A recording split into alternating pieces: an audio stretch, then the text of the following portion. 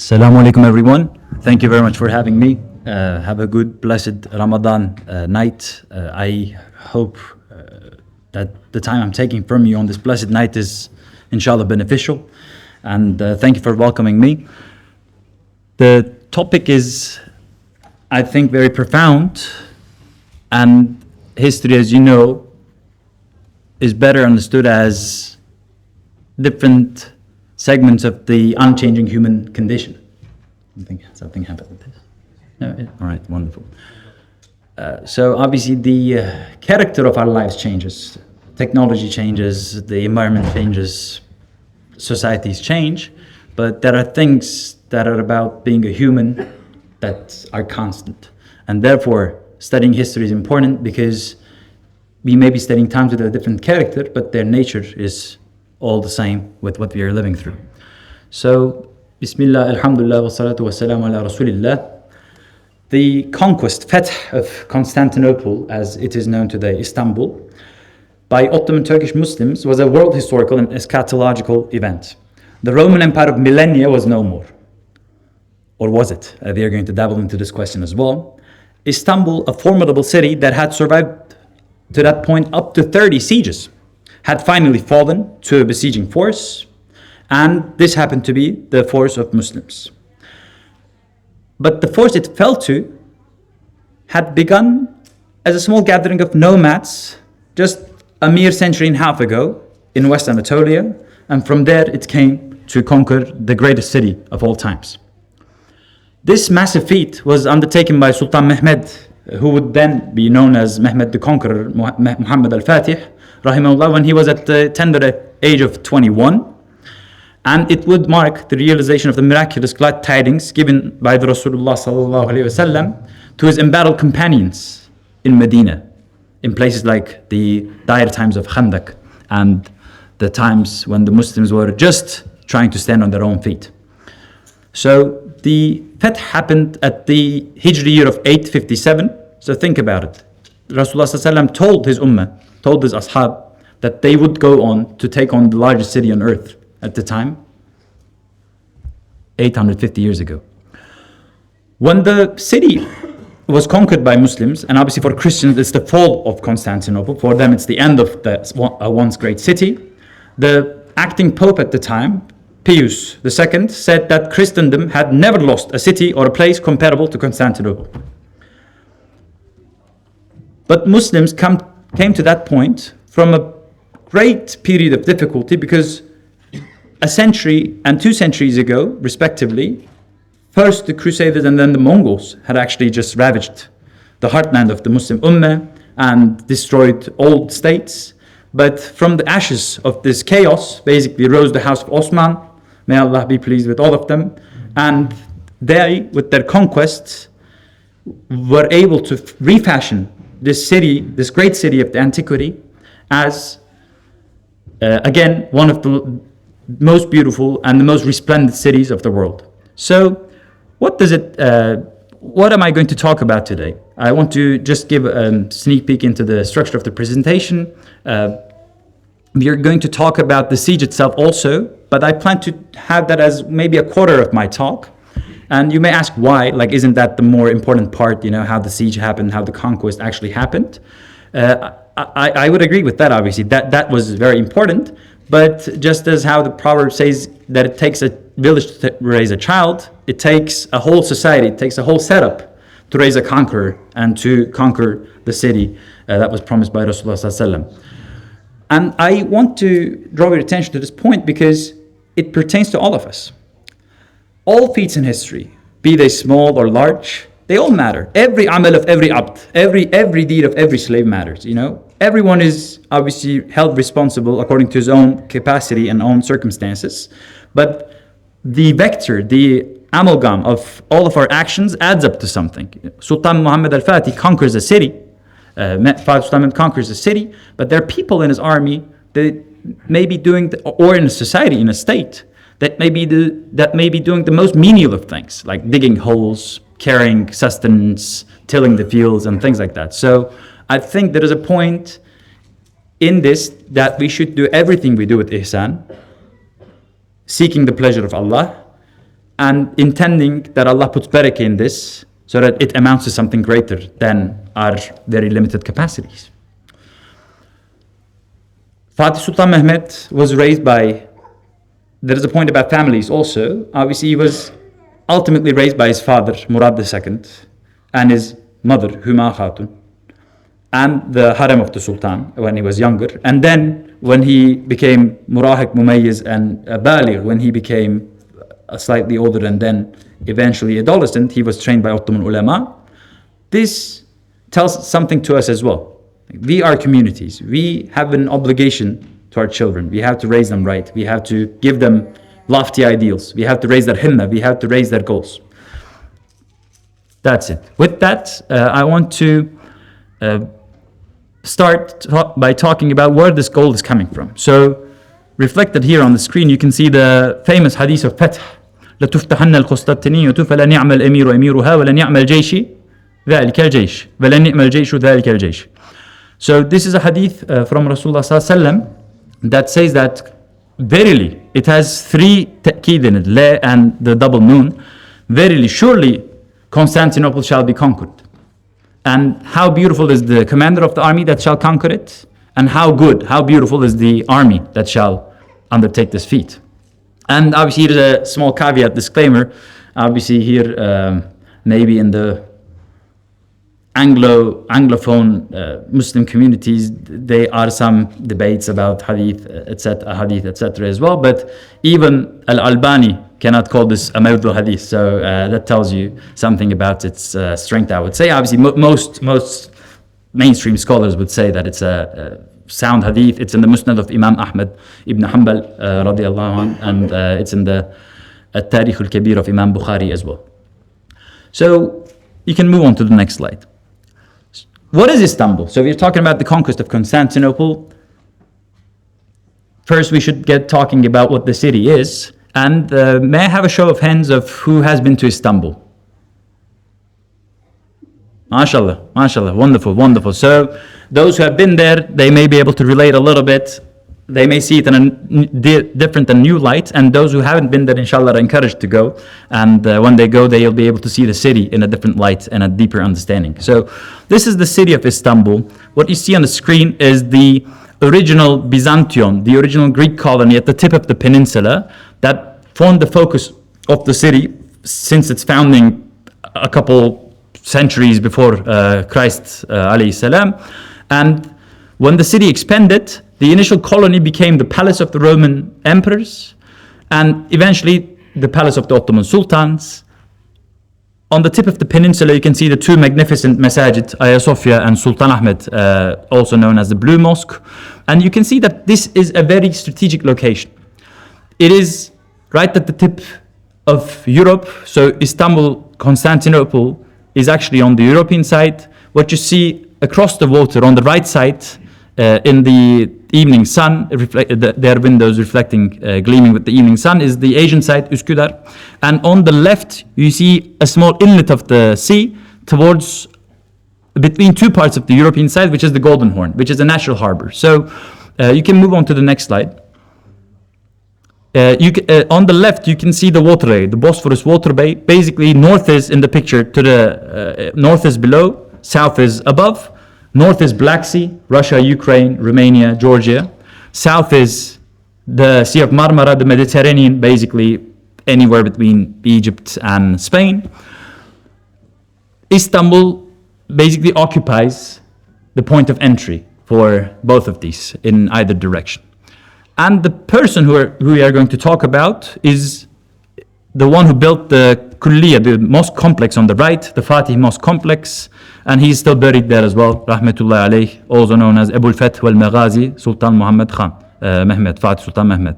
And Mehmed is just the Turkish way of saying Muhammad. It's even written in the same way in the old script, just as they found it easy, just as how Senegalese say Mamadou or Chinese say Ma for Muhammad. That's how they have been doing it for centuries. So please, next slide.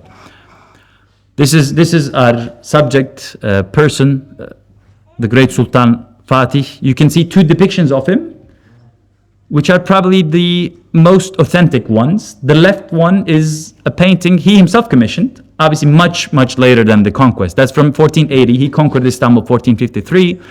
And years later, he commissioned an Italian painter to paint this. Obviously, there can be some debate about the permissibility, etc., whatever, but this wasn't his Instagram, Facebook, whatever profile picture.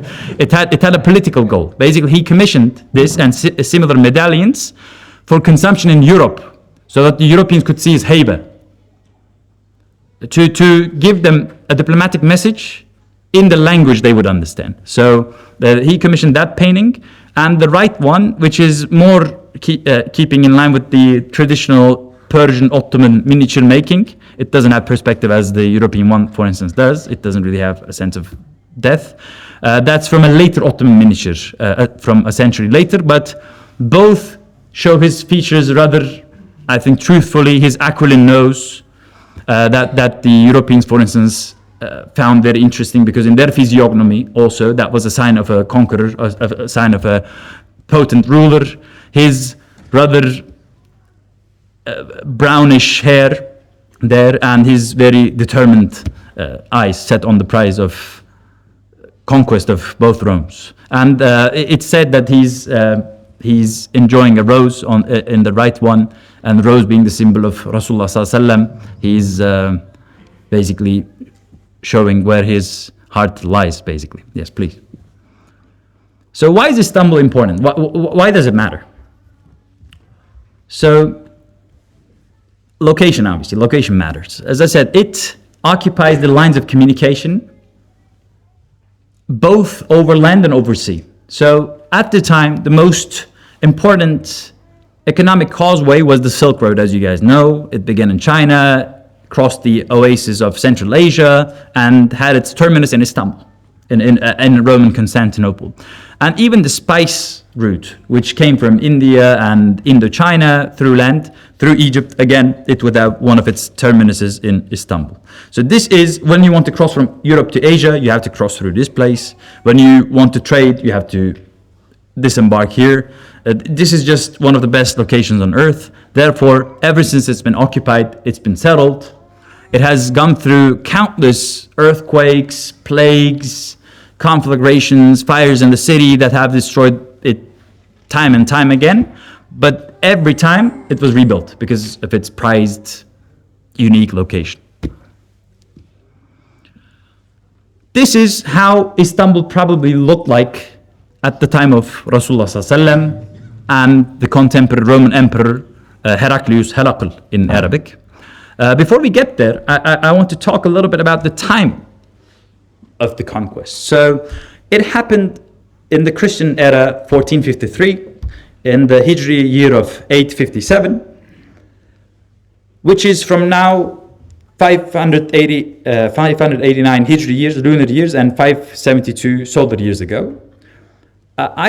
We can see the conquest of Constantinople as the end of the Muslim-Roman wars, or the Arab-Byzantine wars. Before I get there, I want to make a clarificatory point as well. I am using Constantinople and Istanbul interchangeably, as you may have followed, because they're both the names of the same city. The city began as before Christianity, before Isa alayhi salam, centuries before that, it began as the Greek trading colony of Byzantion, therefore the name Byzantine comes. And it was settled by people from Megara, near Athens, in the Attica region of Greece. And once around the year 72, in the time of Vespasianus, the Romans conquered it, and it became a Roman city. But it was only in 330s that Constantine the Great, who was born in England, right? He was born in York. The Roman Emperor Constantine was born in England. He made it the capital of the Roman Empire. And after him, since he built the city to such a magnificent scale and beauty and splendor, the city was named after him, Constantinople. And Istanbul is also a Greek word. It means the city, to the city. So some argue, about the name, etc. Muslims, we took it. It's ours. Like, we don't have any complex about it, right? Like, so it doesn't matter by which name you call it. But there is a Muslim name, if you want, that the Ottomans started using, I think, as early as with the times of Sultan Mehmed, the conqueror himself, which is Islambol. which could either mean full of Islam, Istanbul, or I think it comes from Islampolis, the city of Islam. It's because the other cities in Turkey that ended Pol or Bol come from the name Polis, so it was also called as Islampolis, and you would get Ottoman coins with that name, Istanbul, as well. There are still some Arab families who are originally from Istanbul, for instance. In Egypt, they have the Nisba, they have the name Islambuli, for instance. That's another name. So I'm using those interchangeably, just as I'm using the names Roman and Byzantine interchangeably, because this is slightly funny, because the name Byzantine Empire or the Byzantinians was never used by the people themselves. By the time the city fell to the Turks, the people living there, they would call themselves Romans. And the state they lived in, it was Basilikonto Romaion, the Roman Empire. It was a Greek-speaking Roman Empire, unlike the initial one, but even the original one had the Greek-speaking part. So when the Roman Empire took the Greek-speaking parts, they could never Latinize them. They kept the Greek language. So even during the times of famed Roman emperors like Augustus or Vespasianus, Constantine, etc., Constantinople was always Greek-speaking. So the people there, even in the times of pagan Rome or early Christian Rome, they would call themselves Romans. When Turks took the city, and when Muslims emerged and defeated the Romans, I think to do two things, Western European historians coined this term Byzantine, and it was first coined by German scholars in the Renaissance around the year 1555, 1560s. They had 2 points. They wanted to not allow the Muslims the credit of having taken over the Roman Empire and having defeated it time and time again. And they themselves wanted to claim the Roman Empire for themselves. They had the state, the Holy Roman Empire, but as you guys may have heard, Voltaire once called it neither Holy nor Roman nor Empire. And they basically had this "we was the kings" type of historiography, nostalgic state building, whereas the people who actually destroyed the Roman Empire, the western part of it, were the people who would then claim to be the descendants of it, who would inhabit the Holy Roman Empire. So that's an interesting point about the name itself, but I'm using Roman, Byzantine interchangeably, and I'm using Istanbul, Constantinople interchangeably also. But once we have closed that parenthesis, one can say that the Roman-Muslim confrontation that began with the Ghazwat Mu'tah ended with this.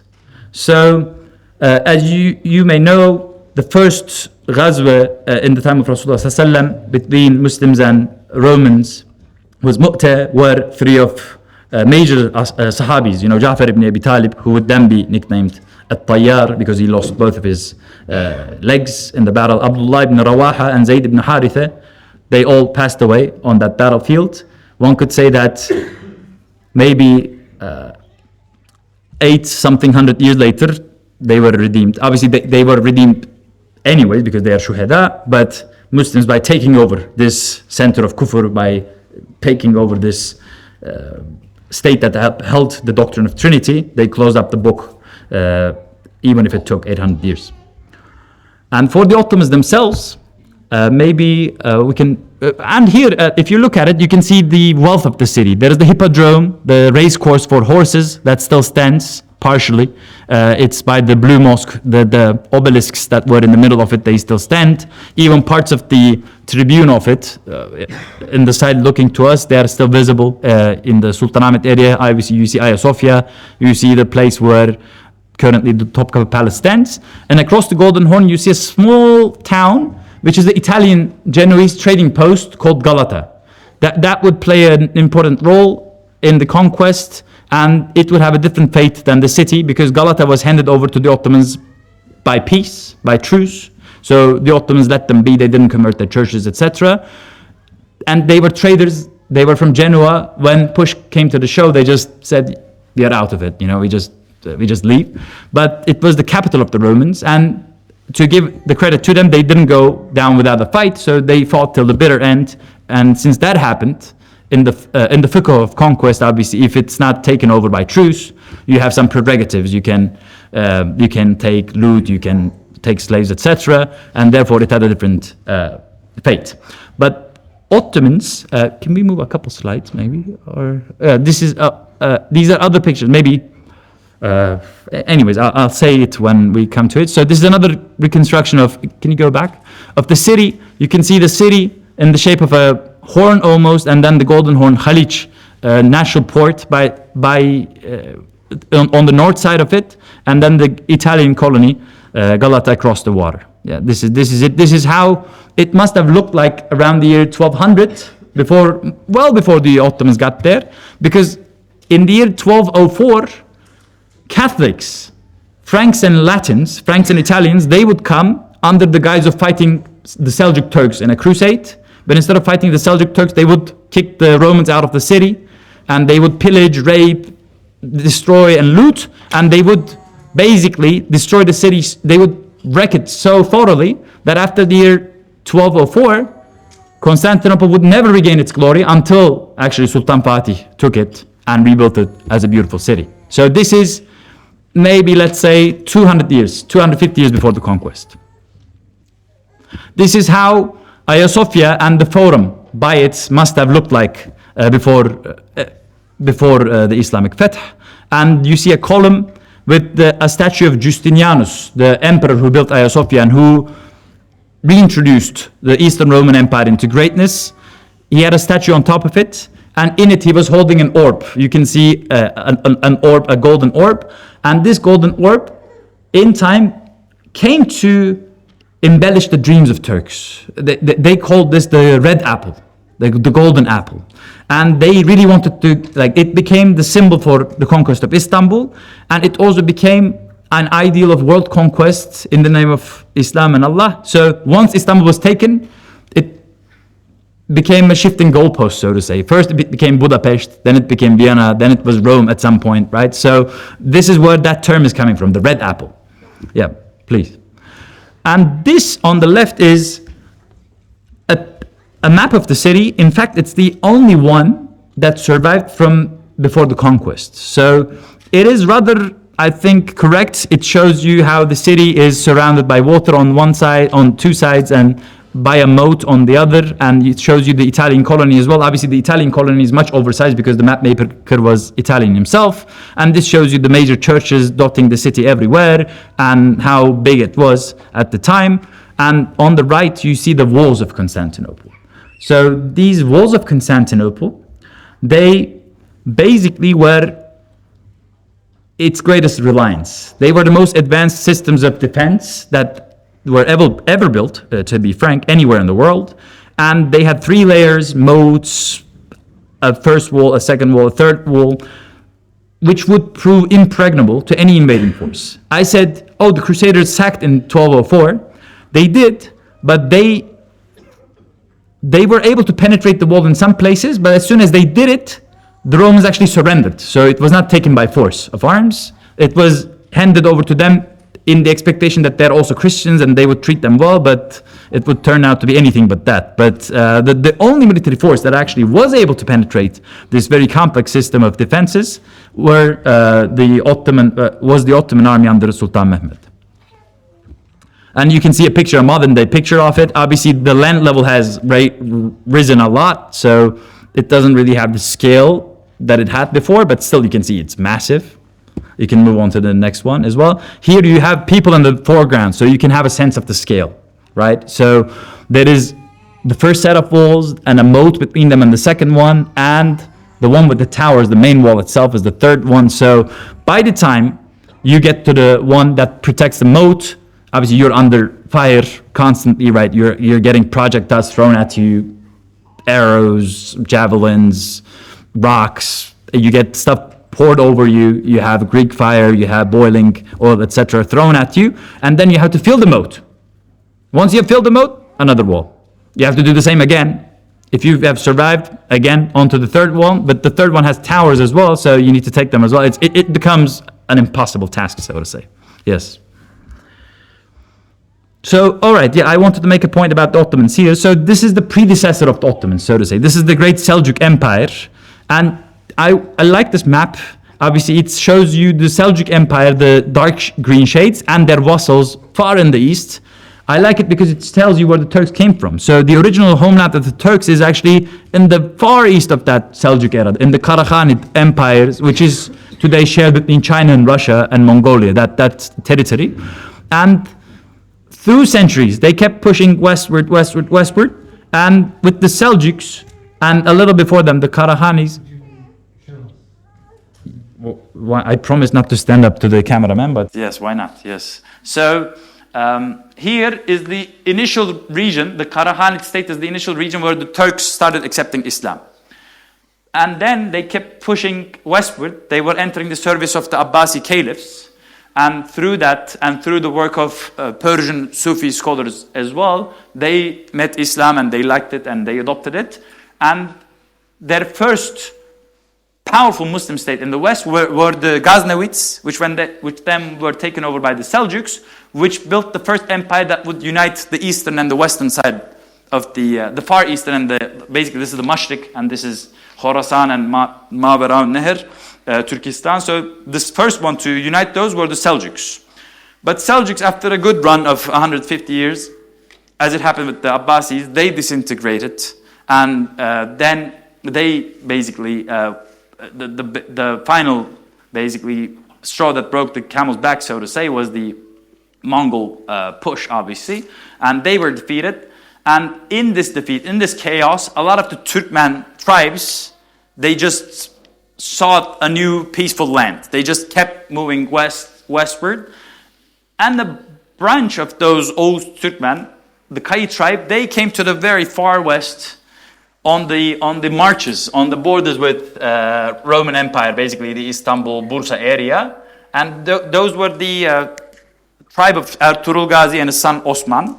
And they were surrounded on one side by bickering and infighting Turkish principalities, and on the other by the still rather potent Roman Empire. They saw an opportunity. They felt, rather than bicker with these small Turkish principalities for a pie of ever diminishing returns, a pie of ever diminishing, basically, prizes, why don't we go on Gaza? Why don't we start expanding the frontiers of Islam westwards, and why don't we basically take our own matters into our own hands, so to say? And they kept doing this.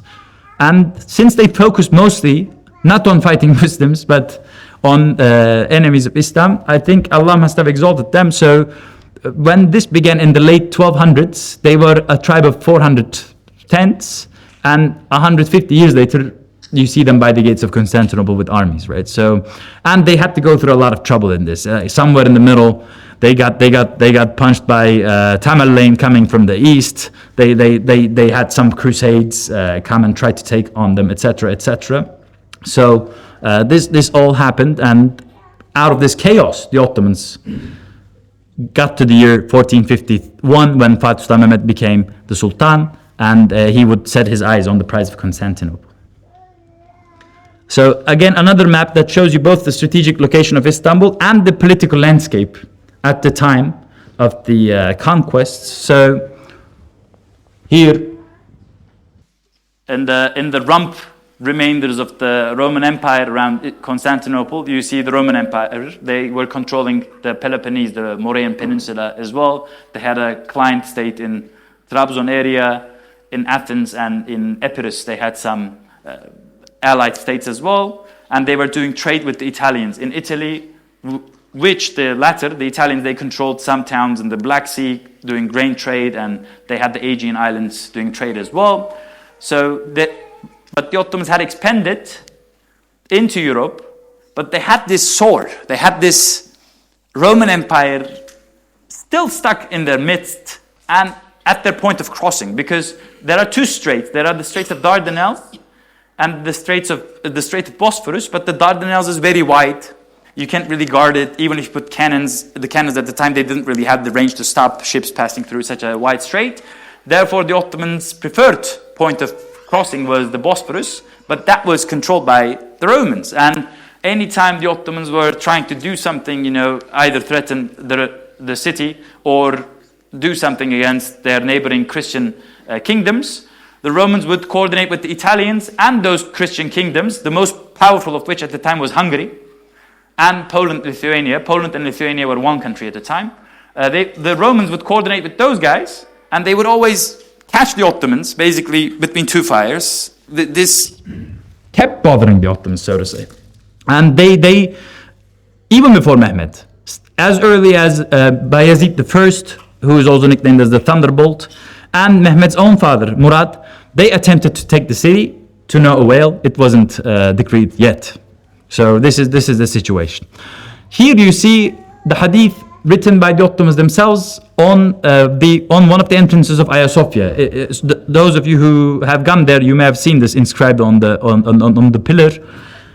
By the gate you enter from the wudu place. Again, لا تفتحن القسطنطينية فلن يعمل أمير أميرها ولن يعمل جيش ذلك الجيش جيش ذلك الجيش. This is from the year 1679. If you see the Hijri year, this shows you that the tabshir, the glad tidings of Rasulullah guided them before and after the conquest. Obviously, before to get the city, and afterwards to keep the spirit of Gaza alive and to keep pushing, to keep working. All right, so we've talked about the importance of Istanbul. I had a couple other points, but maybe I'll leave them till the end when I talk about Hagia Sophia again. Now, let's talk a little bit about the conqueror himself. So what makes a conqueror? How do you get someone like Fatih Sultan Mehmed? In this miniature, which is from one of the editions of Ash-Shaqaiq al-Nu'maniyya. This is a book by Taşköprülüzade on the Hanafi scholars from earlier times and Ottoman times. And here, who would you think you see here? Who are these people? Any guess? Who? Rumi. Well, they're both Rumis. They're both from Anatolia, so to say. Yes, they're descendants of Romans. But all right, I'll help you a little bit. One of them is a sultan. One of them is a scholar. Which one is the sultan? Which one is the scholar?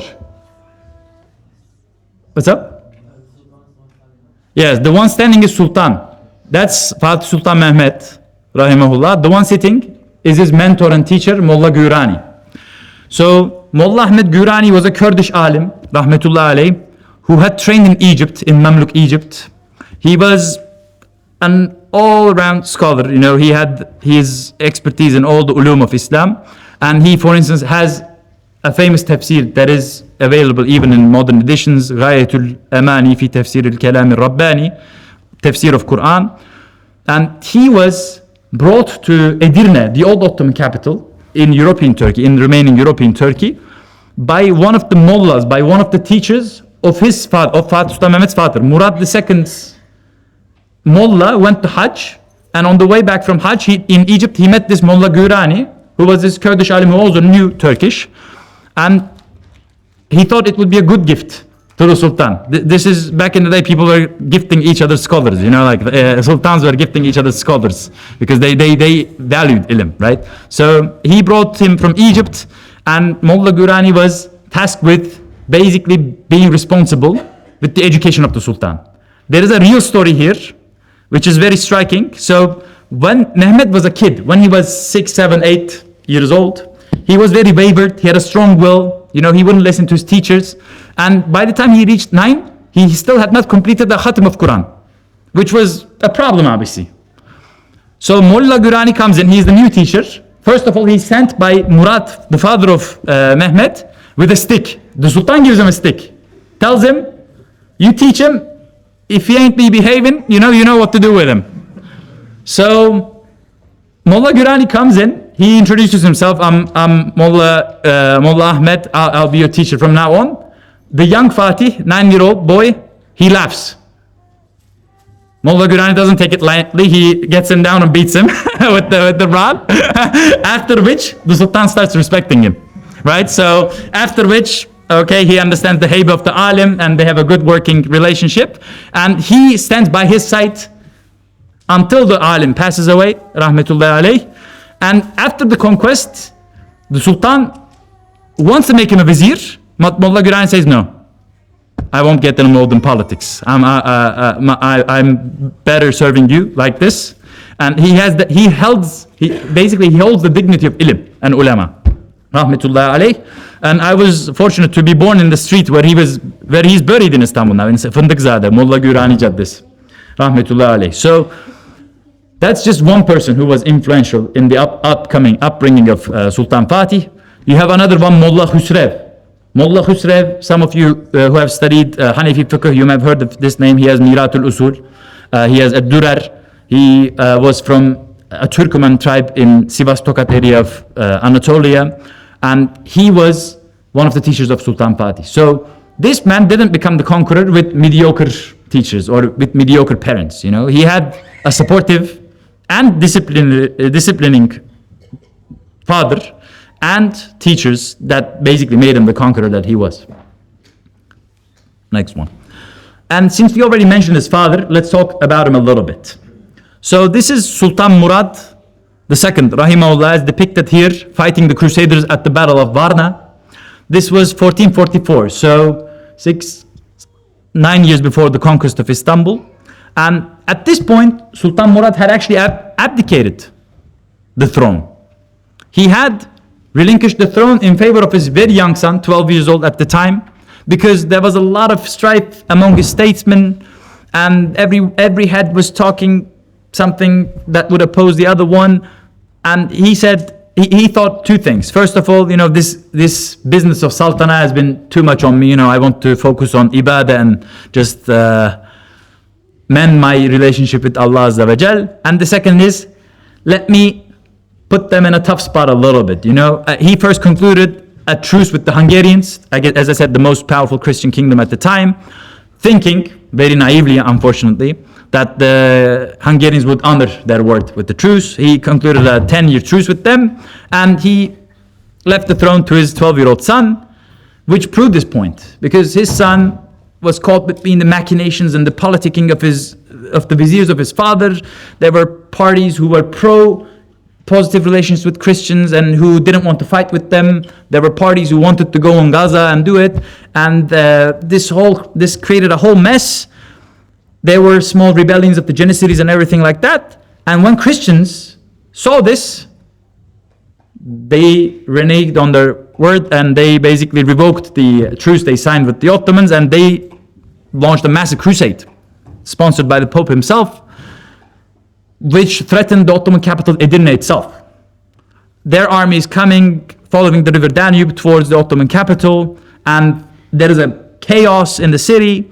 They were even millenarian expectations. You know, there were this group of people called Hurufis, who were these very Zindiq type of people who had very shady understanding of Islam with weird mysteries, etc. So they rebelled against the Sultan, the young Sultan. Things were a mess, and at this point, the Sultan was called back.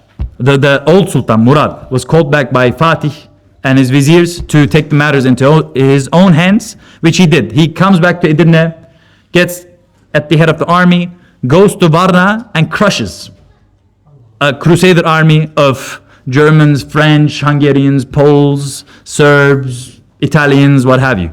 So he crushes them, but at a very heavy cost. There are many shuhada and things like that. After doing this, rather than taking the reign into his own hands and kind of, you know, pushing his son aside, not to challenge and damage the authority of his son, who is now nonetheless a sultan, he retires from politics and goes back to Anatolia. Which makes me think, you know, now we talk, this is the beauty of knowing our own history, because you may have heard about Cincinnatus, this old Roman statesman who, when he was called to duty, he left his plow and he left his farm and he went and became the Roman dictator and beat the enemies. And then when he could keep being the dictator, he just went back to his farm and minded his own business. This became a very important story in the West, in England, among liberals at the time, etc. And George Washington, the founder of America, was called the Cincinnatus, whatever. Like, all right, good story, impressive, right? I don't mean to, you know, just belittle it, whatever. But we have someone here who did much more, and he did it for the sake of Allah. Right? So we have to know our role models. We have to know our history. So this is him, Murad II, crushing the Crusaders at Varna. This is another depiction, nonetheless, by a European painter. In the battle, the Polish-Lithuanian king actually died. So that's him lying on the ground. So that's, and with this, because Poland, Lithuania was an up-and-coming state filled with crusading fervor, it was a blessing from Allah that the king was pretty young in his 20s, so he could have been a formidable threat to the Ottomans, but his business was done. So this service, this selfless service afforded by the father Sultan, Murad II, really opened the way to Constantinople, because had the young Fatih Sultan Mehmed had to deal with the Christian threat from Hungary and Poland and Italy before the conquest, he probably wouldn't have done it, right? So the works of our fathers, the multi-generational effort, so to say, keeping the great prize in mind, but working towards the same goal is what really brings success. And here you can see two miniatures from Ottoman side on Murad II. On the left, you see an Ottoman depiction of the same thing that just came up a moment ago, the killed Polish-Lithuanian king. And on the right, you see the element of success of the Ottomans. Obviously, Ottomans did two things right in their early period. They abided by Sharia in its inward and outward aspects. Obviously, they kept the fiqh, but they also worked on tazkiyatul qalb. They worked on polishing the hearts, so the batini sunan of Rasulullah sallallahu alaihi wasallam. And they also didn't leave their basically success to chance. They practiced, they got ready, they built a massive army, they built a disciplined force, they had a good subject population that had the interest of Islam in their minds. And here you can see the Sultan himself being the example to his followers, right? Here, Sultan Murad II is practicing archery. And this is as you can see, there is a pole. On top of it, there's a small target. So the challenge was to ride at full gallop on horseback and turn around and launch it and still be able to hit it. Pretty impressive. So that's Sultan Murad II, yes. So now this brings us, and Sultan Murad II would die, rahmatullahi alayhi, while still young at 48, but having kind of secured the European flank of the Ottoman Empire against any threat from Western Europeans. He died in 1451, bringing his son to throne for a second time at the age of 19. And when he came, obviously this time he was different. He was not the 12-year-old sultan who was caught in the politicking and the machinations of the different pashas and the different viziers. This time he had spent his 5 years when he was out of power learning and planning and studying. So when he was dethroned, so to say, in 46 and until his father died, in those 5 years he really doubled down on studies, and he really learned the statecraft, how to govern a state, because he was governing the Anatolian side of the Ottoman Empire. And at the time, obviously any Ottoman, any educated Ottoman would know Arabic and Persian, because those are the three languages of the, so to say, Muslim intelligentsia at the time: Arabic, Persian, Turkish. But in these 5 years, he also added Latin, Italian, and Greek to these. And he wanted to study Italy and their ways and their histories, because he understood that obviously Constantinople is there, isolated by the Ottomans over land, but since it's on the water, it can always be resupplied over sea.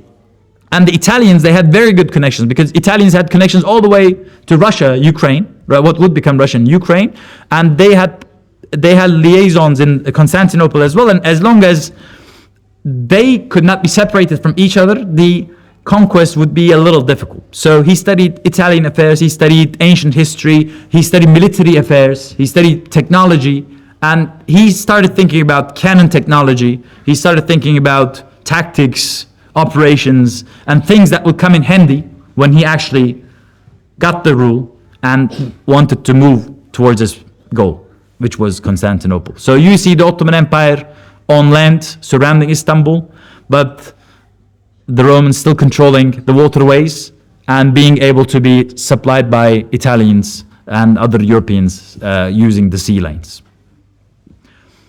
So with that, we have Sultan Mehmed reassumed the throne at the age of 19.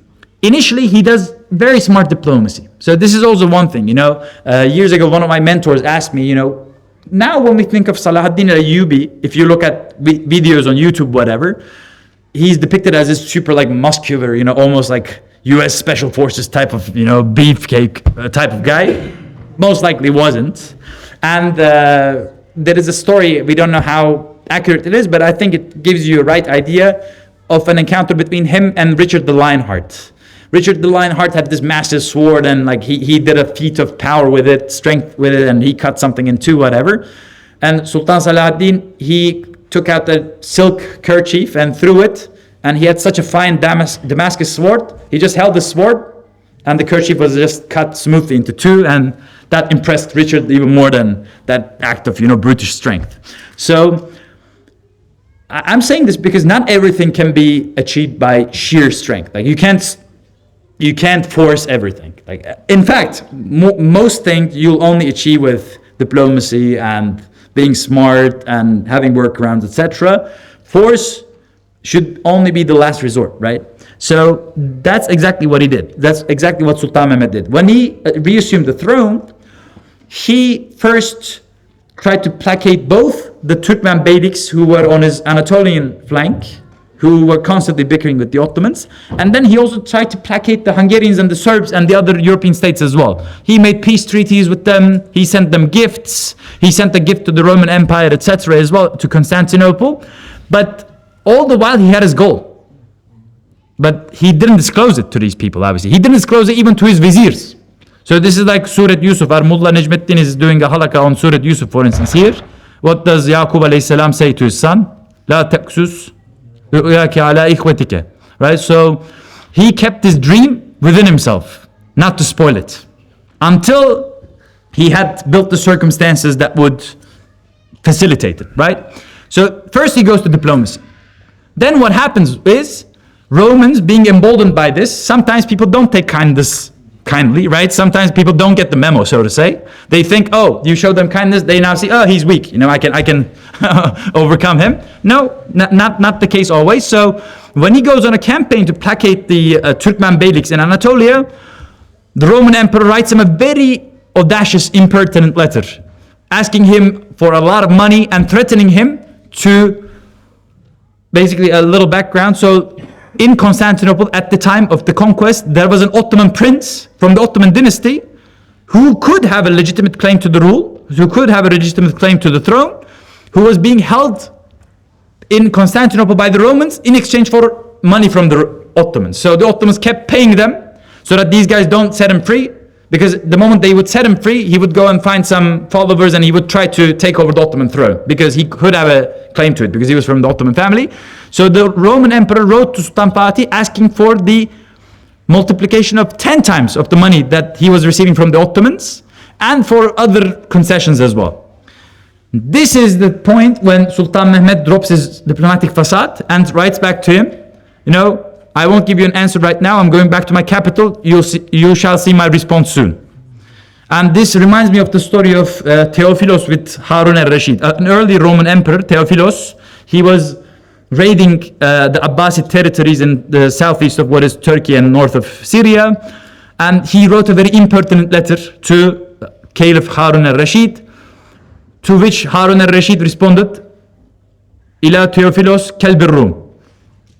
To Theophilos, dog of Romans, you shall see my response soon. That was the letter. And then he showed up with his army in Anatolia, right? So Fatih Sultan Mehmed gives a very similar response. Obviously, this shows you that he studied his history.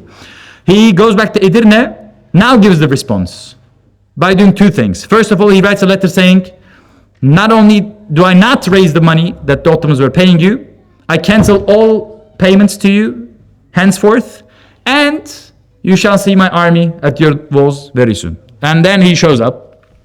This is, you see, obviously he has been preparing in the meanwhile. He has been importing skilled craftsmen, cannon smiths, gunsmiths, engineers, miners, all the expertise you would need to lay siege to a very formidable city. He has been preparing it for a while. And once the cannons are ready, he goes from Edirne, which is on the border of Greece and Turkey right now, which was the Ottoman capital at the time. He starts moving with his army towards Constantinople. You can see the massive gun that they were hauling with dozens of oxen and men to the city. And they get close by to do the second part of the Ottoman strategy. The first part is to move quickly, to deny the Romans to build a coalition with the Italians to form another crusade. So for Fatih Sultan Mehmed, timing is important. He has to seize the initiative and deny the Romans to build an alliance with the Western Christians. And to do this, and in the meanwhile, he needs to also build up his own forces with these cannons, etc. And to deny the alliance, also, he needs to control the waterways. So what he does next is to build a fortress in Istanbul to block the passage of ships coming from Italy to Istanbul. And I shall show you the fortress very soon. Zainul Abidin, please. So this is a surviving Ottoman gun from this era. So this is known as the Dardanelles gun because it was guarding the Strait of Dardanelles. It's actually in Portsmouth, in Hampshire, in England. This shot in 1806 at British ships trying to force the Strait of Dardanelles. But 50 years later, the Ottomans gifted it to Queen Victoria. And now it's in the Royal Armories in Fort Nelson in Hampshire. So you may go and see it. It's massive. It's the height of gun making technology of its time. So as again we said, their success was not due to luck, but it wasn't happenstance or perchance. They really gathered the expertise, the state of the art of the military art, the economy, ballistics, what have you. So this is a gun that they would use to bust the cannons. And why was this novel? Because guns were just making their first appearance in European battlefields, but they were used in field battles. So they were used against infantry. No one had really actually employed successfully guns against massive walls. But Fatih would be the first one to do this. Obviously, we have evidence that his father Murad already started doing it using cannons for sieges, but he was the one to design guns big and powerful enough to bust walls. And once he proved that this is doable, it changed world history. This was one of the reasons of Renaissance. This was one of the reasons of the weakening of feudal lords and the strengthening of centralized monarchies in Europe like France, England, etc. So he was a man who made history, so to say. But as I said, again, it takes a village to raise a man, to raise a child. It was a collective effort as well, enhanced by the geniuses of the time. This is the castle he built. So this is the Rumelian castle. Fatih Sultan Mehmed Han and his men, they built this in a little over 3 months, somewhere between like 4 and 3 months. The speed, the rate of construction shocked the Romans, and they understood, oh, we're in trouble now. You know, like this guy is building a massive castle in like under our nose. This is literally a stone throws away from Constantinople, and it sits at the narrowest point of the Bosphorus. And it was built by Sultan Mehmed in such an architecture that he could place guns in all directions, so he could crossfire any ship. He could strafe any ship that attempted to force a passage of the Bosphorus and sink them. And they tried this and it worked. They sank 2 Italian ships coming from Crimea, trying to nonetheless force their way through the Bosphorus. They sank them. And this was a strong message, obviously, to Romans and their allies. And we also can see the teamwork in this. So it has 4 main towers. Sultan Fatih, he delegated each tower to one of his viziers. So this is the importance of teamwork as well. Like you obviously you have to manage your affairs as a leader, but you have to have delegation. You have to have reliable work teammates, etc. So they built this. And this is to show you the narrowest point. Obviously, Bosphorus at times becomes very wide and broad. It's almost like a sea unto itself. But this is the point where it almost looks like a river. It almost looks like the River Thames, etc. And we are looking now from the European side to the Asian side. There is a smaller, much smaller fortress, not built for guns, by the great-grandfather of Sultan Mehmed, Yıldırım Bayezid the Lightning, rahimahullah. He built it because that was a crossing. Since it's the narrowest point, Ottomans wanted to secure that from land to secure crossings onto Europe. So it wasn't built to stop ships, but it was built to secure the crossing point for the Ottoman armies from one side of their state to the other. But this one was built, and the ballistic calculations were done by Sultan Mehmed himself. We know this. He knew mathematics, geometrics, etc. very well. And obviously he had a team, but like the main planning was done by him. The fortress was built to his instructions. And therefore, when they built it quickly, it assumed the epithet throat cutter. Because in Turkish, the word for a strait is throat, boğaz. And this literally would cut or block the throat. Like nothing would pass through this, right? And to this day, it's known as boğaz kesen hisarı. And the other one is known as the nice Güzelce Hisar, and it's very nice, cute, but this one is a menacing fortress that would prevent Europeans from bringing reinforcements to the city.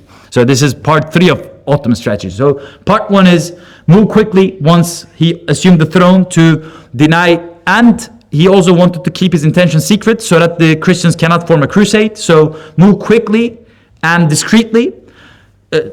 Part 2 of the strategy is to build your own strength, build your own army, build your cannons, build your whole enterprise for the effort of the siege. And part 3 was to cut the lines of communication between Constantinople and other Christian powers. And he built it, and before the Republican era, there was a neighborhood in it where the descendants of the initial army that came to conquer would live, but unfortunately in time it was lost. But this is how it used to look like back in the day. Yes, please.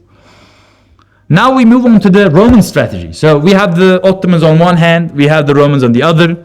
What did the Romans do? Obviously they didn't sleep, right? This was their capital. This had been their capital for more than a millennium.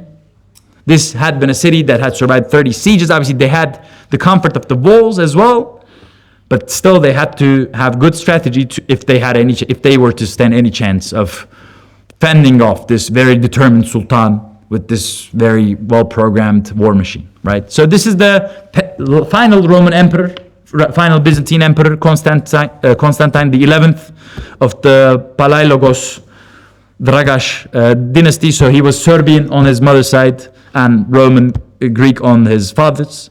And he, to give him credit, he was actually a good statesman. And he fought till the bitter end. He died the day the city fell. And he did his best to bring in reinforcements from Italy and other Christian states, and to also use whatever resources he had inside the city to not allow the city to fall into the hands of Muslims. But obviously, alas for him, and good for us, it fell nonetheless, yes. So their strategy was this. It's a city surrounded by water on 3 sides and connected to land only by 1. And even on that land side, obviously there are 3 layers of walls and a moat. So the land side, they were kind of sure about, because they didn't know about the guns and cannons of Sultan Mehmed yet, right? Land side is good. No one has actually crossed that before. But the weak side were the sea walls, because since no one has really the naval power to take on the Romans and Italians, because they were the masters of the seas at the time, they had not fortified. They had only 1 layer of walls on the seaside. But to basically bypass this weakness, they had this very smart idea of using a chain, a boom, to guard the entrance of their harbor. So this is the Golden Horn in a contemporary painting. At its entrance, the Romans put a chain which would bar any ships from entering their harbor, where their ships could just chill and keep shooting at the enemy ships, right? So unless you could do something about this chain and get in there where most of the Roman ships were, it will be very difficult for you to attack the city from the weaker side of the city walls. So this was their strategy to prevent the entry of the ships. And you can see an Ottoman ship of the time. Obviously, that's slightly from a later era, from a couple decades later, but that's how an Ottoman galley at the time would work. Galleys are ships mostly propelled by oars. Especially when they fight, they don't rely on sails, because in the Mediterranean, winds are very fickle. You may be without a wind, you may be becalmed at any moment. So you would have galley slaves or other people who would row, and these had guns, but they also had a lot of crew on top, which would do infantry combat between. So you would have very fierce fighting between infantrymen throwing arrows and projectiles at each other and trying to cut each other down. So the conquest of Islam would see many sea battles, but as long as the Ottomans couldn't get into the harbor, their efforts to force and their efforts to defeat the Roman navy would fail. So Sultan Mehmed needed to think differently and do something different. We'll get to it. Second part of the Roman strategy was to use their technical advantages, the most famous of which was the Greek fire, the so-called Greek fire. So this was a chemical weapon that produced a fire that would not be extinguished by water, which is a problem, right? Like if you can't extinguish it with water, you're in trouble. And they've used this time and time again. When Muslims first tried to take Constantinople all the way back in the time of the Ashab, right? I forgot to mention actually, but the first Muslim attempt to basically be the army that was foretold by the Nabi sallallahu alaihi wasallam was already 25 years after the glad tidings given by Rasulullah sallallahu alaihi wasallam at Khandak. Imagine. There were Sahabis, the most famous of which was Abu Ayyub Khalid ibn Zayd al-Ansari. They were Tabi'un and Atba'i Tabi'un at that army that was sent by Muawiyah radiallahu anh, and it was commanded by Yazid.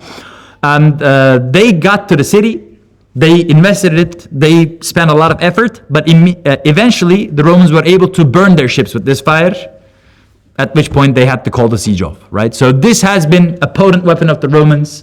This had been a technical challenge that had not been overcome by previous Muslim or non-Muslim militaries besieging Istanbul. So the Romans relied on this as well as part of their strategy.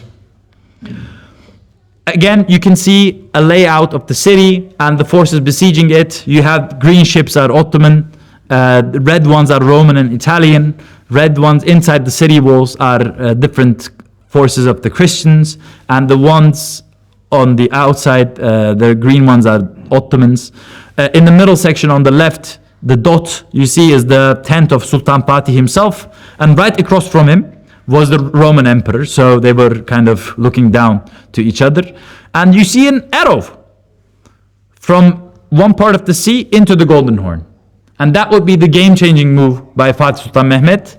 He would do something that was rather unthinkable. He would do the impossible, basically. He would move his ships overland into the Golden Horn to bypass the chain, and he would surprise one beautiful morning the Roman Navy, ta-da, you're here, surprise, right? So once that happened, obviously, it both provided massive advantage. They started pounding the walls from their weaker side.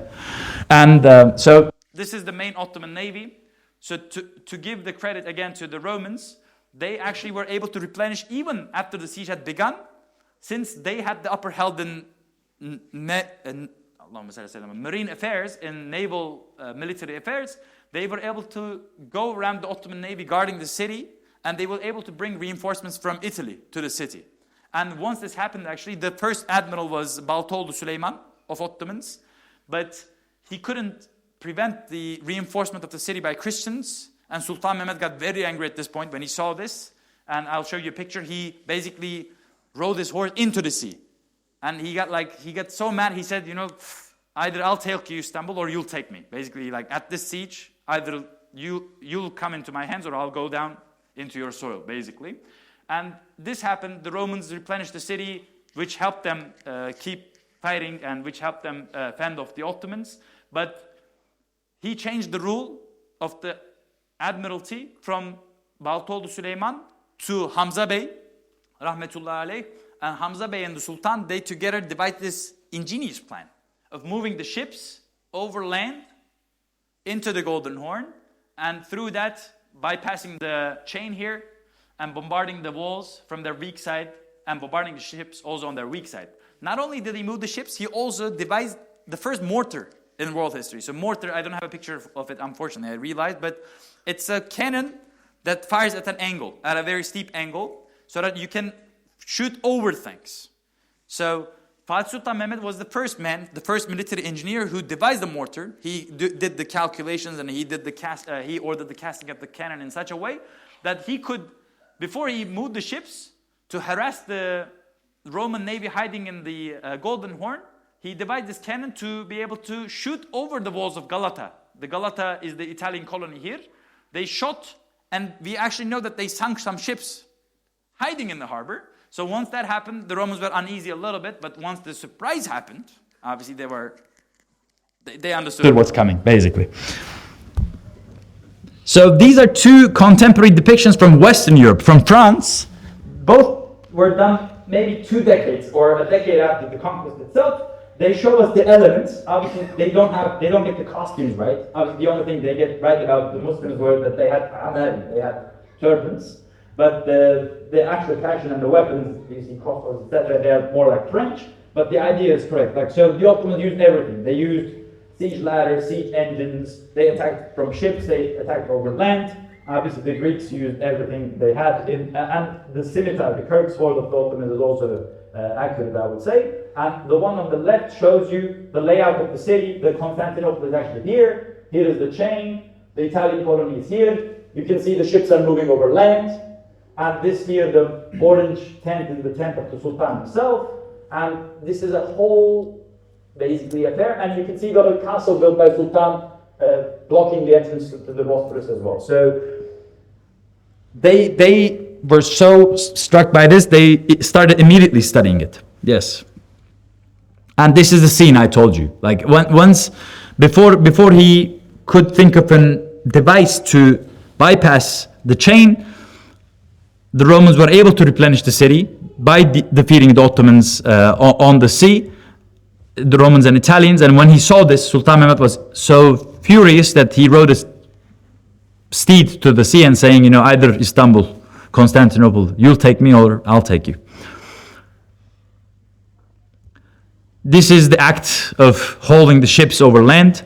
Obviously, it was initially thought that all the ships, 70 of them, and ships, we are talking about ships, you're not talking about, boats, because Vikings would do portage of their boats, but their boats were carried by 10, they were very slender, thin, and light boats. These are galleys, these are massive, these are heavy. And initially, according to chronicles, we would think that all 70 ships were hauled over land, but we actually now think that most likely, while some were hauled totally from overland, that some were actually assembled anew for the siege inside the woods on the hills and slid from there to the so they basically had best use of their surroundings. Whatever they could do, they did. If it was feasible to haul some, they did. If it made more sense to build some overland and then slid them in secretly, they did. So rahmetullahi alayhim ajmain. And here I'll do a plug. There is a museum in Istanbul. Inshallah, those who have been there, they can go again, and those who haven't should definitely go there. It's called Panorama 1453 Museum, where they have a very realistic depiction of the conquest, a 360 degrees painting of it, and the following 2-3 pictures are from there. Obviously, this is a depiction of the young Sultan. You can go back. The man who is depicted in the white beard is his spiritual mentor at the time of the conquest, Akşemseddin, which in Turkish means Şemsuddin the White. Lord of the Rings is totally imaginary, but this is correct, right? This is Akşemsuddin the White, the Sheikh, the mentor of the Sultan. Day after day, there were people in the Ottoman camp who said, let's break off the siege. Let's go back. It's not going to happen. We are losing too many men. It's impossible. The chronicles talk about this. They said, trying to take the city is like hunting the Zümrüt Anka, is like hunting the phoenix, so it's impossible. Taking it is like seizing the skies. Or even if you take it, it's a Mel'un city. It will bring us it will jinx us, so to say. But cool-headed, level-headed scholars like Akşemsuddin, they basically talk to Sultan out of these pessimistic, cynical types. They reassured the Sultan, we have done our prep. This is the time, the alamat, the isharat are there. If we are steadfast, if we hold on to this time the enemy is weak, we're getting it. And lo and behold, it happened.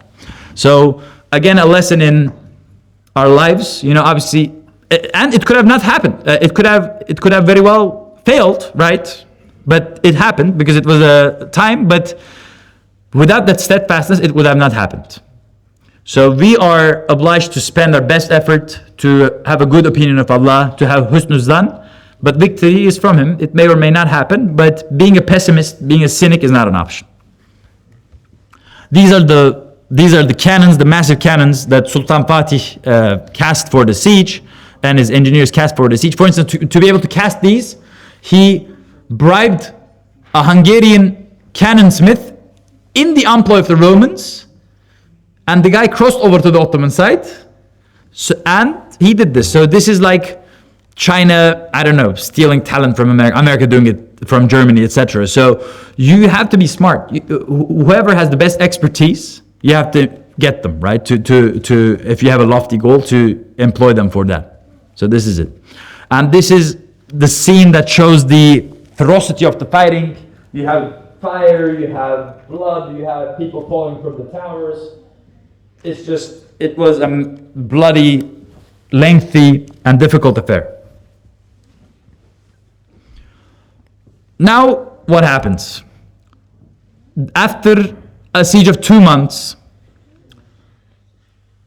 the city finally falls. Sultan Mehmed enters the city, this time as the conqueror. Now he's from henceforth known as Fatih. And he shows magnanimity to the city's inhabitants. Obviously, I don't want to paint everything like super rosy and unrealistic. What happens is this. So since the city was taken with a fight, in custom and law, there is room for the Ghuzat to pillage and loot, which they do. They take material belongings, but they don't touch people. So whoever lays down their arms, obviously civilians are not touched to begin with. As long as they pay the jizya, they are not touched. Obviously convents, etc. is not touched. You may say, oh, there are things in histories that say the opposite, but they're all from European sources, and they were salty, you know. And we actually don't have any eyewitness accounts who wrote at the time. From neither side. Obviously, it makes sense, right? No one is going to sit down to write something, you know, in the thick of the combat. So the eyewitness Europeans who wrote about it wrote a couple decades later, and the most reliable, I would say, is Kritouloulos and Sfrances. Kritouloulos didn't see it, but he worked for Sultan Mehmed later. Sfrances saw it, and his is actually like, he doesn't talk about these like weird atrocities, etc. For instance, he's more, I think, truthful. And the others are just proffering utter lies. But this is an imaginary painting, you know. Sultan, what Sultan did was this. He conquers the city, he enters through Edirne Kapı, and without further ado, he goes directly to Hagia Sophia. And this will explain to us why it was converted to a mosque as well. Because Hagia Sophia is the symbol of Istanbul. It's the largest building on earth at the time. It's the largest closed space. It has the largest dome on earth. It had been the center of Christendom for more than a millennium. It was the cathedral. Its size would not have been surpassed until 1500s. It's crazy. Like, this building was built in the year 500 something, and it was the largest building on earth until 1500, for 1,000 years. And Sultan Mehmed goes there straight without, you know, stopping anywhere, etc., checking out any real estate, etc., right? So he just goes straight to Hagia Sophia, and he finds people there who have taken refuge. Civilians, nuns, monks, nobility, etc. He gives them their pardon, obviously, as long as they pay the jizya, etc. But as they're cleared of the place, he orders a muezzin to call the adhan inside the mosque, and they pray Salat al-Shukr.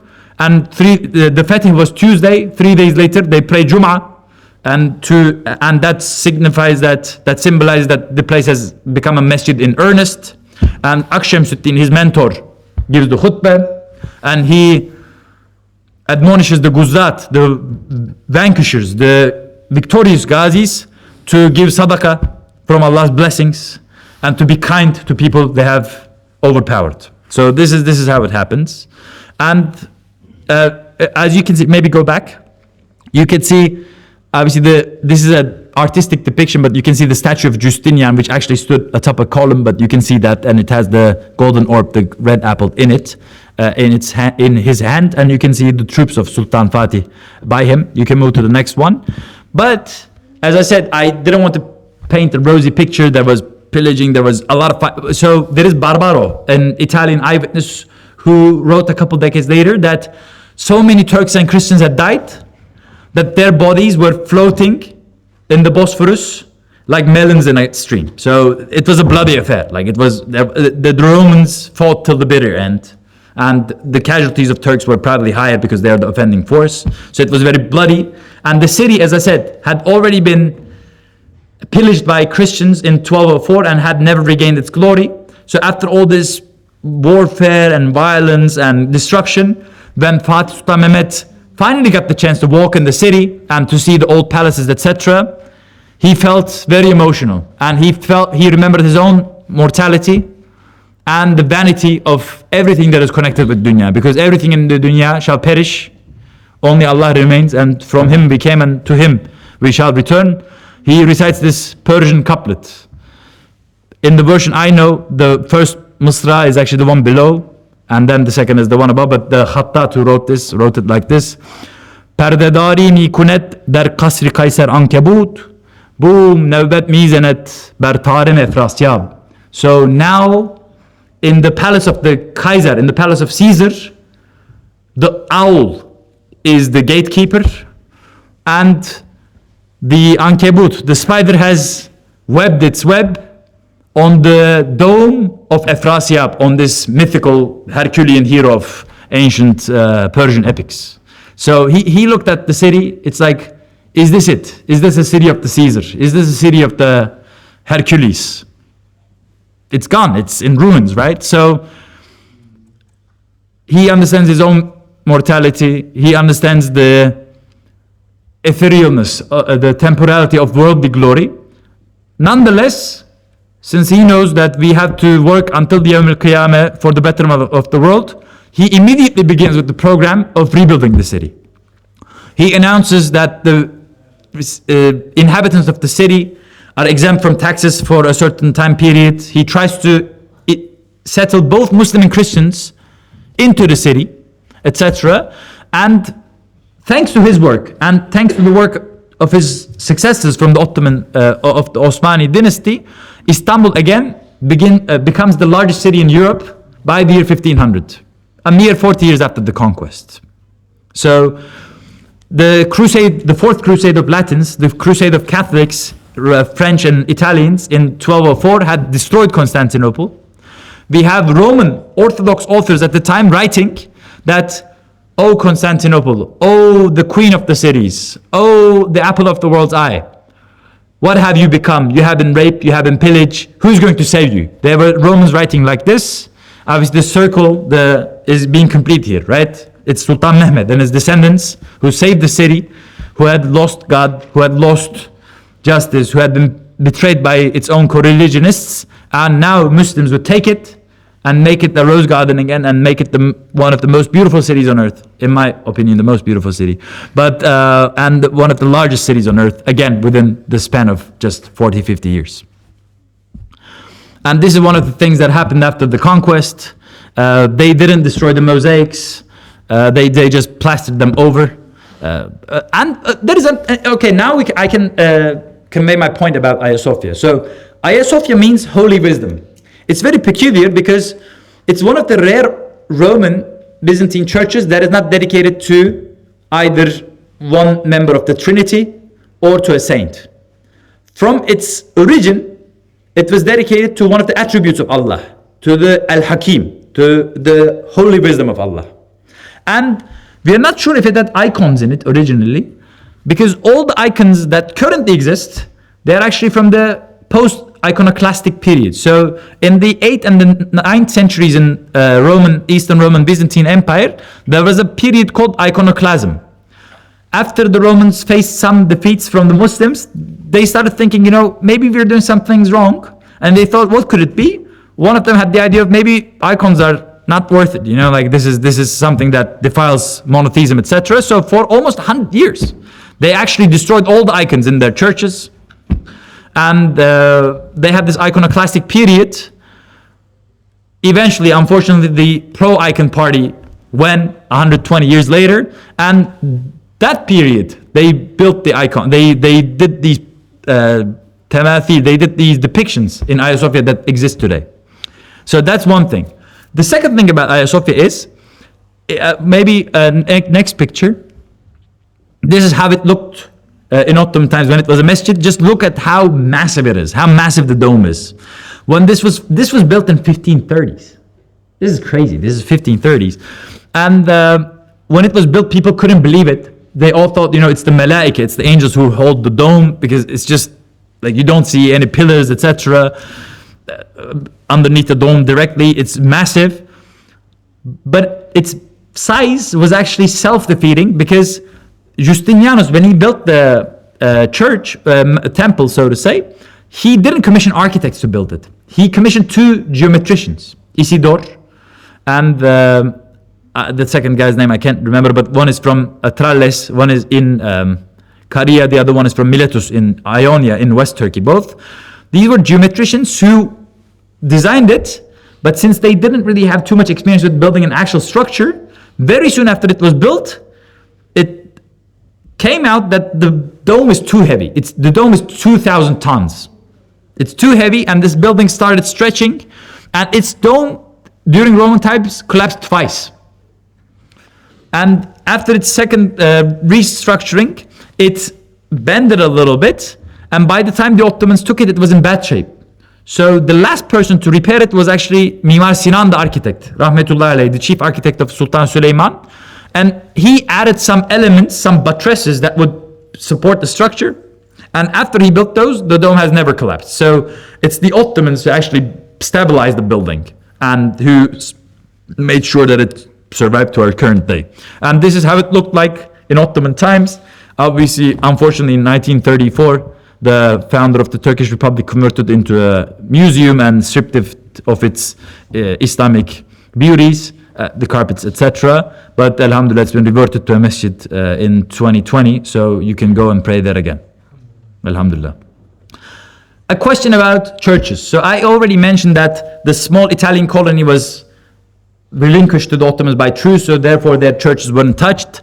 But the churches in Istanbul, some of them were converted, including Hagia Sophia. There is a misconception. People think that once the conquest happened, all the churches were converted to masajid, which is not true. Hagia Sophia, as the symbol of the Ottoman, as a symbol of the Roman Empire and its power, and as a symbol of Trinity, was converted. Beyond Hagia Sophia, I only know of this mosque that was converted during the time of Sultan Fatih, which is the mosque of Molla Gurani, because Molla Gurani needed a place for his madrasa, and there weren't many standing buildings in the city. So this was given by Sultan Fatih to be the madrasa of Molla Gurani. But the other masajid in Istanbul that are converted from mosques, they were all converted in later Ottoman centuries. And the way that happened was, in time, the Christian congregations had left those areas. The churches were left without congregation or in a state of disrepair, at which point the Ottomans requisitioned them and they repurposed them as masajid. So this is a common misconception that all churches were converted immediately, which is not true. Most were preserved by the Ottomans, but once they lost their congregations and or were in need of repair, etc., a lot of them were converted to masajid. There is still one, at least one Roman Byzantine church that we know that is still a church that is from before the conquest. So there are even some survivors to this day.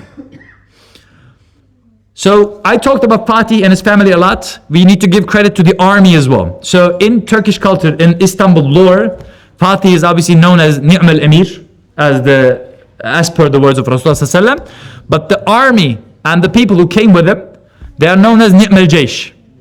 And their graves around Istanbul, dotting different parts, they are known as the Kubur of Ni'mal Jaysh. And there are online databases for these, so you can see where they are located, etc. So next time, this may be a fun activity for you. You can go and visit the people who actually did the fighting in the conquest of Istanbul, and you can say a Fatiha for their souls. Yes. And so the conquest happened. We talked about some of its repercussions. So what? And I said, was the Roman Empire over? This is the Roman Empire. This is East Roman Byzantine Empire at the time of Justinianus, the year 1555 after Isa alayhi salam. Move to the next slide. This is the Ottoman Empire a millennium later. I think like father, like son, right? They look pretty similar to me in terms of the geographic area they controlled. So there could be an argument that the Ottomans actually took over the Roman Empire because they didn't refute the heritage of the Romans. Sultan Fatih and his successors, they called themselves the Caesar of the Romans, Kayseri Rum, etc.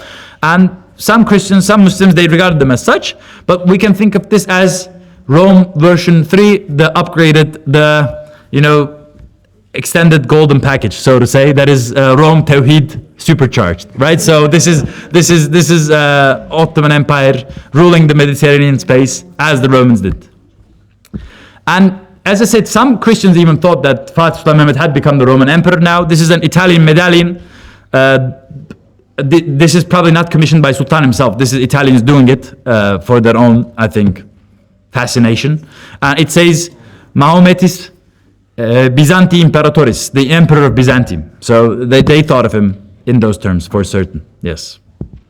Here is a document I found in the Library of All Souls College at Oxford.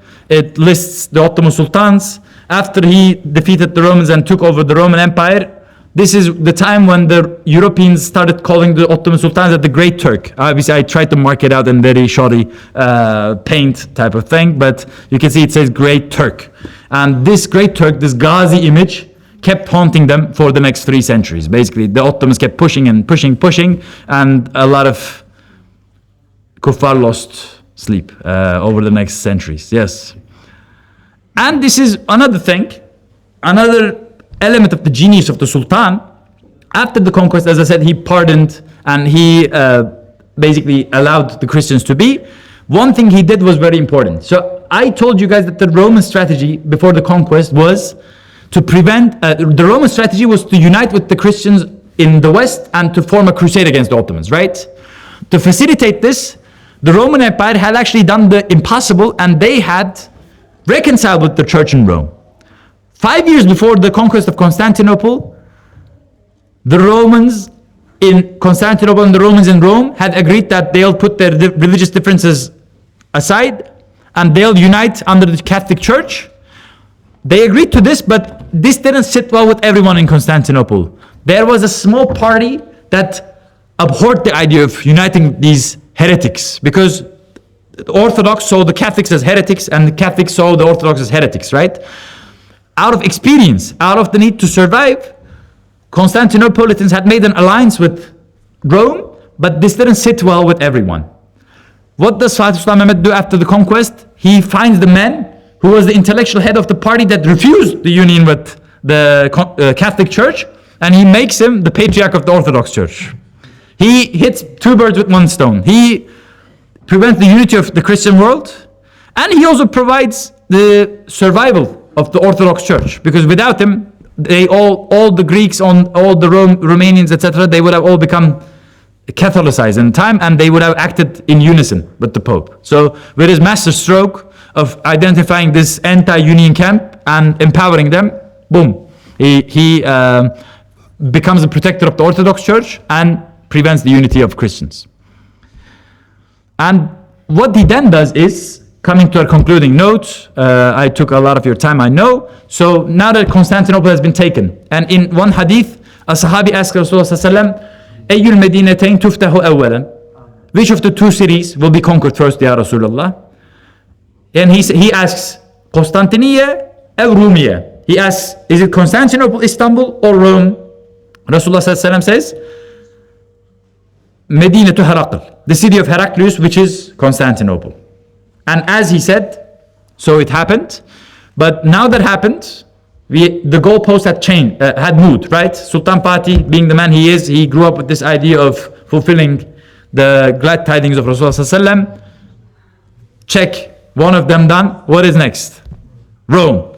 So what he does is, 1480-81, those 2 years, he actually launches a campaign against Italy. And the Ottomans secure a bridgehead in the city of Otranto in 1480. They capture it, which makes the Pope pack up and he leaves Rome. He plans to leave Rome because the Turks are coming. Yalla, it's the end of the times. For them, the Antichrist is here. The world is coming down, right? So this is what happens, but something happens. Again, this is the importance of hard work, but also recognizing and just submitting ourselves to the will of Allah. That year, Sultan Fatih dies very abruptly, rahmatullahi alayh. And the army he had sent, they are left without clear instructions. they're running low on supplies, so they make a truce with the Italians and they just leave, and the campaign never happens. But what could happen, right? So that is there, and what maybe needs, anyways. But so that was the next goalpost, but it wasn't actualized during the time of Fatih rahimahullah. Which brings us to our concluding note. So what should we do as believers now? We all should have ideals, be it the opening of the hearts of the people in Rome to the one true faith of Islam and Tawheed, as taught to us by Allah and His Messenger, be it opening up new frontiers, new horizons, helping Gaza, be it ending poverty, be it helping people. So we should all aspire for lofty things and have dreams, and even if they may not sound very achievable to us within our lifetimes, we should inculcate these ideals within ourselves and in our next generations. On that note, I would like to conclude. Thank you for your time and attention. Questions? So these days, I think you can't be hip if you don't have ChatGPT, whatever induced picture. So this is an imaginary thing done by the artificial intelligence. I put the prompt: what if the Ottomans were able to conquer Rome? And this is the output. So I think that St. Peter's Basilica, you see, is Colosseum and other churches and masajid of Rome, and the Arc of Trajan. Yes, they are there.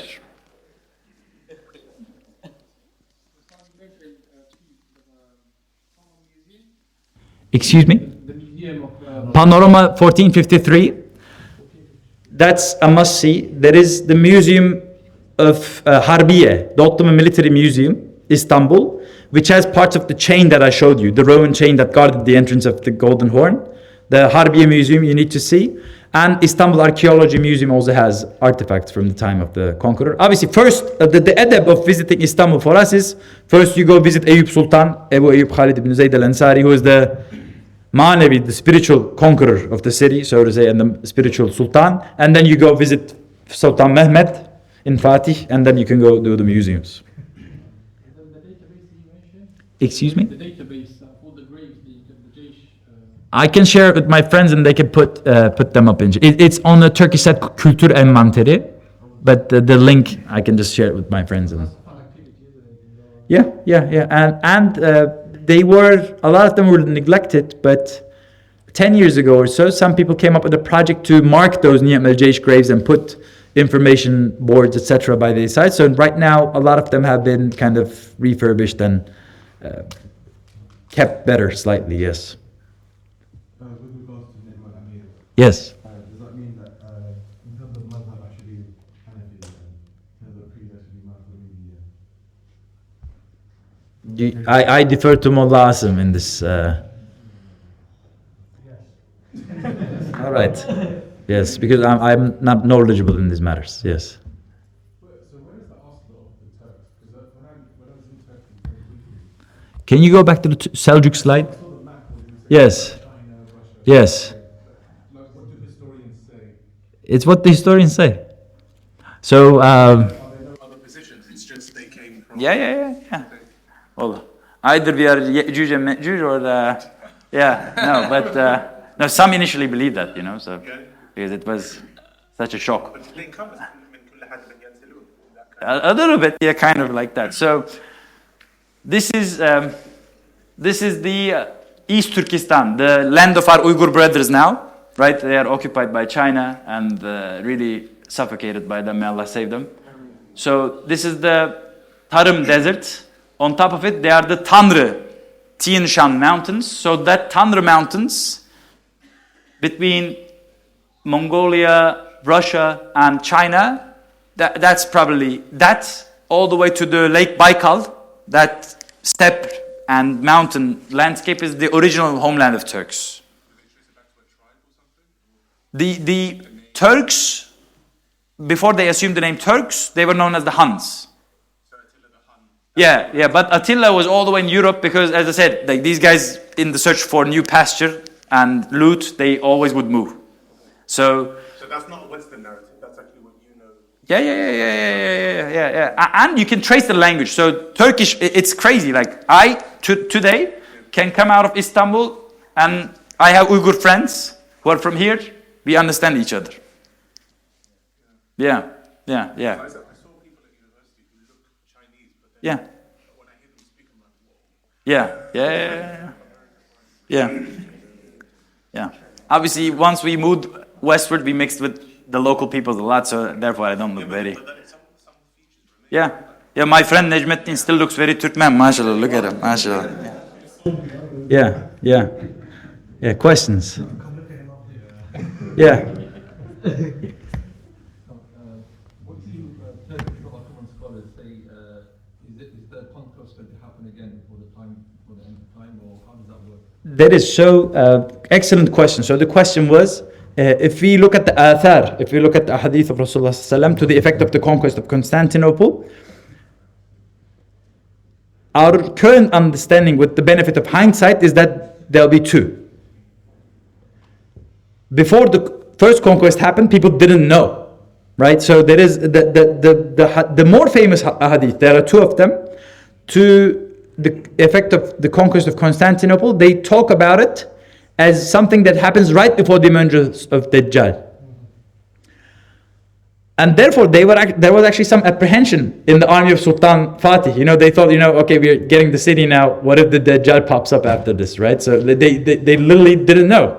But once it didn't happen, right? So it was understood that there are two different conquests, because the hadith that talk about the conquest that will happen before the emergence of Dajjal, they explicitly mention that it won't happen by force. One could interpret this as meaning, Istanbul may, God forbid, fall into the hands of non-believers again. But one could also interpret it as such that the people therein could become heedless, or they can maybe move away from Islam a little bit. So once the army of the Mehdi comes, as per the narration, they'll just sound takbirat, and the people, upon hearing this, they'll just come to their senses and join them. And when this happened, they're sharing the spoils, etc. The news of the Dajjal will come up, and then the catalytic events of the Malhami Kubra will happen. So that's my understanding now, with the benefit of hindsight. But before the first one actually happened, it was a little murky, and therefore there were these people in the party of the cynics who said, like, we shouldn't conquer the city. We don't want to bring about Yawm al-Qiyamah, whatever. But nothing you do will bring forth the Yawm al-Qiyamah. It's in the hands of Allah. So don't act like you're too important, right? So it's not like Zionist ideology, right? They're trying to force Allah's hand to bring about the Qiyamah so that they can have their Messiah, who is actually the Dajjal, pop up, etc. So, yeah. Qiyam Bay, and if there is questions on these sides as well after this, yes. This question is from that side. How was it possible for the Romans not to notice ships being moved over land, assuming that this took a period of time? And obviously, so many ships were built as well in the process. How did they not notice? Yeah, so the complexity added by this factor actually makes more recent historians believe that most of the ships were actually assembled overland. But because one thing we know for sure is that it all happened in one night. Like one night, the Romans wake up. One day, the Romans see the Ottoman navy is in the Bosphorus. Next day, boom, in the morning, it's in the Golden Horn. You can haul ships overland because it's not too lengthy of a distance. There is a steep gradient, so that complicates it. It's not flat ground. You can do it. But the second part of the picture is, Sultan Mehmed, he made an alliance, an agreement with the Galata people, with the Italians living on that side, to hush, basically, to keep a low profile and not to betray this operation to the Roman side, which worked. They didn't betray it to the Romans. So first there was an intelligence side of cooperating with the Italians to keep this under cover, and using the night, the guise of the night, to guide the operation. And the second is to save time, to assemble some ships overland instead of moving all of them from one side to the other. Questions? Anyone? You mentioned how important the environment for Sultan Mehmed was in order for him to be a successful conqueror. Do you think anything changed for the Ottomans when it came to Vienna then? Was there a slight difference that made them fail, or different change in their mentality? Or Good question. I think in terms of rhetoric, in terms of what they said, of their dedication to the idea of Gaza, they were still there. It could be that maybe their hearts weren't there quite. Allah alam, but I don't want to make this judgment. But the world had changed a lot. So I said after he busted the walls of Constantinople, the Renaissance began in Europe because a lot of Greek scholars went there to Italy, etc. And Europeans tried to figure out a way of building castles that could withstand cannon fire. Therefore, if you look at Renaissance castles, they don't have tall walls. They have very low profile and angled. So if you shoot a cannon at it, it just bounces, right? So Vienna was like that. So even if you pounded it for days with cannon, you couldn't get much, which in turn forced you to do a lot of mining, a lot of tunneling, and then exploding, which the Ottomans were very good at, but the Holy Roman Empire was also very good at counterwalling and counter mining that, and their states had become more centralized. They were able to field larger armies, etc. So I think even if the Ottomans did everything right at that battle, the balance of power due to economic and political factors had actually shifted a little bit to the favor of Christians at the time. So even if they came pretty close at some points, they breached the walls of Vienna, etc. They had some dissension within their ranks, but Fatih Sultan Mehmed had some dissension within his own ranks as well, but it was the ulama who were able to rein it in. In the case of Vienna, unfortunately, it created some issues between the Crimean Tatars and the Ottomans. But so it's very difficult to compare, but I think most of it had to do with the advance of the Europeans in the meanwhile, and the comparatively less progress the Ottomans had done compared to that came to decide the long war at Vienna.